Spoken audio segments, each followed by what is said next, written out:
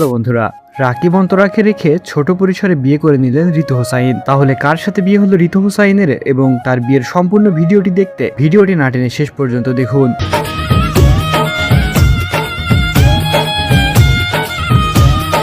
বন্ধুরা, দীর্ঘদিন যাবৎ ঋতু হোসাইনের বিয়ের গুঞ্জন চলছে।